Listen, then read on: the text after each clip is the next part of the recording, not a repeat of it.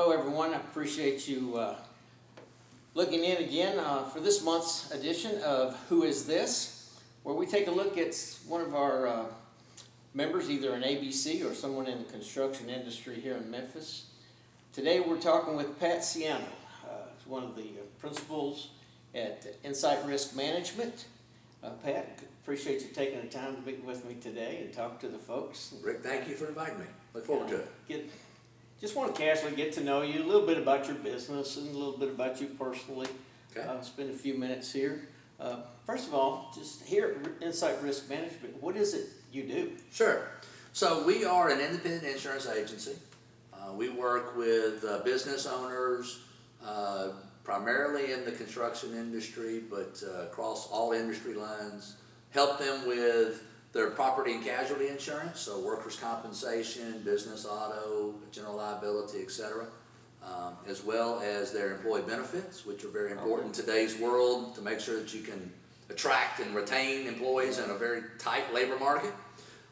In addition, as I mentioned earlier, we do a lot of work in the construction field, and so for those contractors that need surety programs, if they're doing public work or large private work, we're able to help them with their bonding program. Okay. So how long have you been doing this? So yeah, me personally, I've been here for almost 20 years. Insight Risk Management is a successor company to a company that was founded in 1919. So we just celebrated our 100th anniversary last year. Oh my goodness! Yeah. Wow, congratulations on that. Thank you. What did you do prior to coming on board here at Insight? Yeah. So prior to coming on board at Insight, I was in a family grocery wholesale business. As a business that my father started back in the 60s, I spent about 20 years there before coming here. Wow, that's different. Yeah, completely different, but at the end of the day, I was able to take those experiences from that business and being a business owner, being an employer, dealing with a fleet of trucks, dealing with employee benefit problems and solutions, workers' comp claims and injuries and everything else. So you've seen it from both sides. I've seen it on both sides. I was able to take that experience and kind of use it to be able to help my clients and be able to understand the pains they're going through a little bit better. Yeah, okay. So what brought you into that kind of career path? I mean, we all left high school, said, here, Absolutely. World, Absolutely. So it probably comes down to one word, and that's Wal-Mart. As I said, it's a grocery wholesale business, and Wal-Mart came in the 90s and just really transformed that entire industry, the supermarket industry, and it just caused everybody, all of our clients, all of our suppliers to change the way they do business. Yeah. And it's just one of those things, you wake up one day and you realize that the writing's on the wall, that the mom and pop model is probably going the way of the horse and buggy, and I knew it was time to get out. Yeah, I got my start in the grocery business all through junior high and high school. I bagged the groceries. I worked in grocery stores. A lot of folks have done that. My last gig was in Walnut, Mississippi. I know it well. Shop Easy. I know it well. I worked there for a couple of years. Yeah. Oh, okay, yeah. So that's your career. That's the professional side. Yep. So who is Pat? The on the personal side, wife, kids. Okay. Yeah. So Pat has been married for 30 years. Celebrated an anniversary just a couple of weeks ago to a wonderful wife, Kim. Congratulations. We have 3 children. 2 are grown, moved off, married, all that good stuff, and I've got my youngest one is still in college down in Mississippi State. Okay. 2 boys and a girl. 2 boys and a girl. Grandkids yet? Oh gosh, I'm bugging the older 2 to get me some grandkids, but they're fighting, scratching, and clawing. They are not yet, Dad. Let us enjoy being married for a while. Yeah, but you got a lot of stuff. I always told when my grandkids, when they were small, as soon as you're old enough to point, it's yours. Yeah, it's yours. So, well, folks might not know, but you and I obviously we met in ABC, Associated Builders and Contractors. Yep. I've been with them about 3 years now, maybe a little over 3 years. So what's your association with the ABC group involved? So currently I'm on the board of directors. I am the second vice chairman, which is simply a fancy way of saying I'm going to be the chairman in 2022. This is my 3rd time on the board, and got involved about 17 years ago, shortly after getting into the insurance business. That's kind of where my connection with the construction industry came from, was Sure. getting involved with this organization. And I have found that over the years I've made a lot of great friends. I've learned a lot about the construction industry and what their needs are. And I feel like it's been very beneficial for me to be able to help my contractor clients Yeah. by being a member of ABC. Yeah. And so I'm glad to be able to give back to that organization and help make our community hopefully a little bit better by me Yeah. being involved. Well, again, as a member myself, and I just want to publicly thank you for the time you took to kind of mentor me along. And, as a safety trainer, OSHA safety trainer, that kind of stuff, I got into this, a lot of background in construction, but not into the safety in particular aspect. As you shared with me, the close connection, workers' comp, risk Absolutely. management, mod rates, all that stuff was kind of new to me. And again, I appreciate that, because I can see that's what you do, is try to help. Yep, absolutely. Not just sell services, but help folks. That's my passion. So what does a typical day around here look like for you? when you Sure. come in? Sure. Would you believe it if I told you I got here at 5 o'clock in the morning and worked till 7 o'clock and never took lunch breaks? Because if you did, you'd be the only one that would believe that. So, I mean, a typical day, boy, it's tough, because I don't know if there is a typical day. Basically, much of what I do is solve problems for other people. Yeah. Whether that's a claim problem, whether that is we had this incident happen and we don't know how to respond to it, what do we need to be doing, whether it is a problem or an opportunity that they may have. Hey, we're looking at this piece of business, we're looking at expanding into this geographic area, we're looking at expanding into doing this type of work. How's that going to impact our insurance program? How's that going to impact, what's that going to cost us? Or the things we need to consider?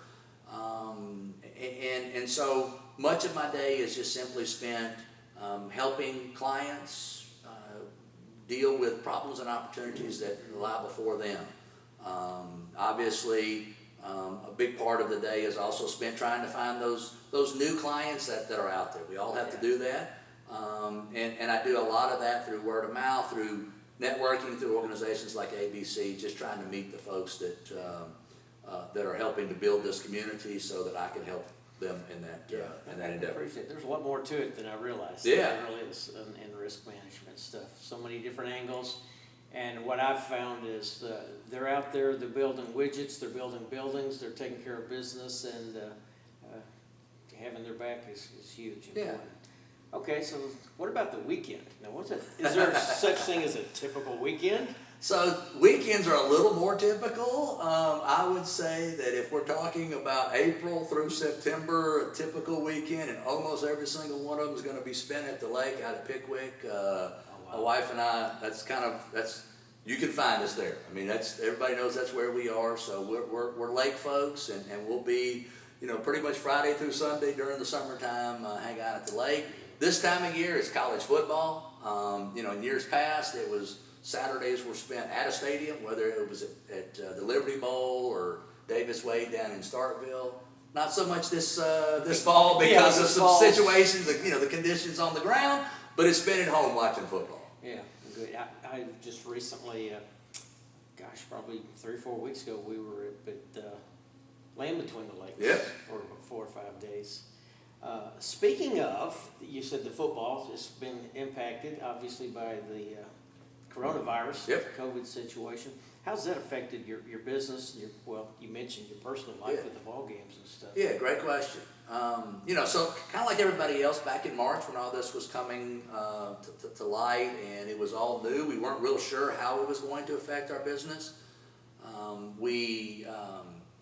Looking back, I think it's had some effect, but we've responded in a way trying to put ourselves out there with our clients because they were uncertain of how things were Oh going my to happen. goodness, yes. And so very early on, we wanted to make sure that we were there as a resource for them and providing them with the guidance and information that they needed, trying to be that kind of single point of contact, that single place they could go to find out everything COVID.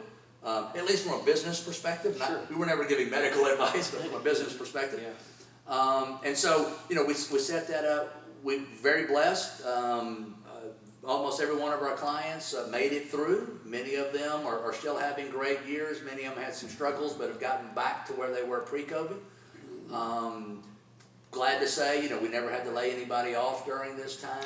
That's great. We stayed busy throughout. We did have to make some adjustments like everybody else did from a safety standpoint, and making sure everything was cleaned, and that we were able to maintain all the social distancing and everything else, but made it through all of that, and are sitting here now, ready for whatever the next chapter of coronavirus and COVID-19 is. It was quite a challenge, wasn't it? For me, doing live training, it pretty much shut me down for about 3 months, and then starting to get back into it, like you said, we kind of gradually, with the social distancing and stuff, with the guidelines, so thank goodness it's getting back in there.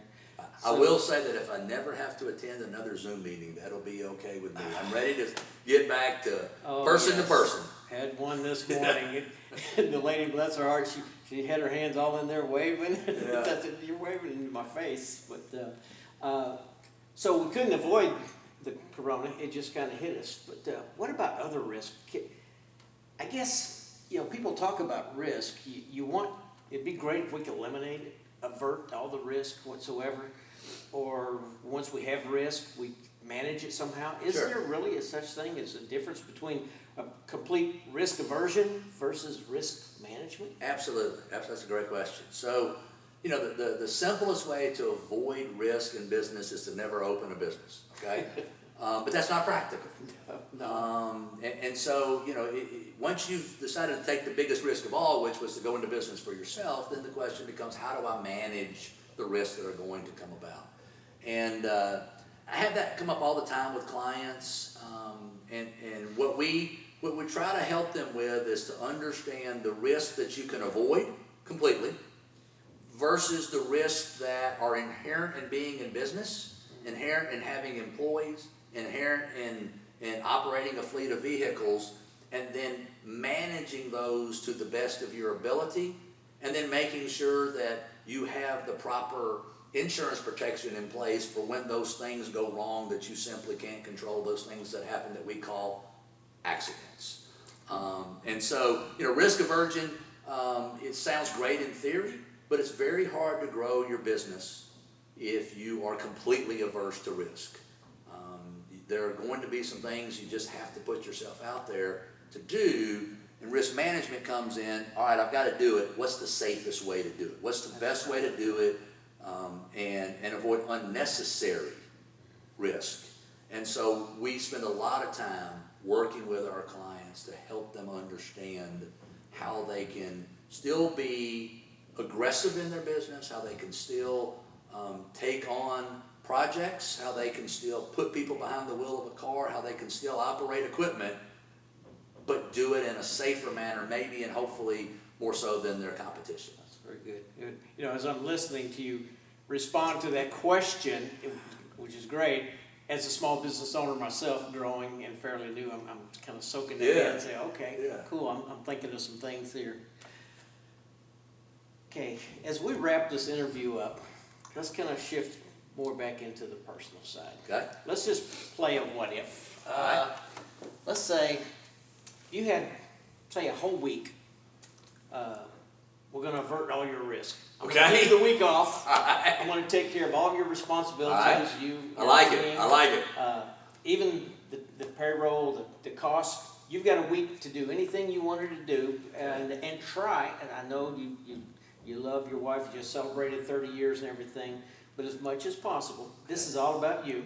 Okay. Totally selfish. You've got a week to do anything you want to do. Wow. What would you do? Wow. That is a great but incredibly tough question, and one that we don't often sit and ponder about. That's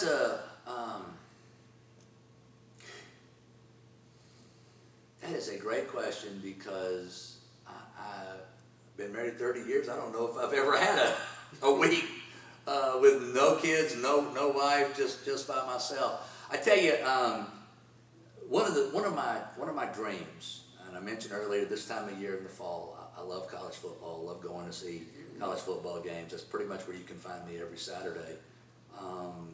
One of the things I would love to do is to make the rounds of the SEC and see a game in every single SEC stadium. So 14 games in 14 stadiums. Obviously, would be very difficult to do all that in 1 week, but if you would allow me the luxury of maybe expanding that over a few weeks, the same amount of time, but just 1 weekend at a time. Sure.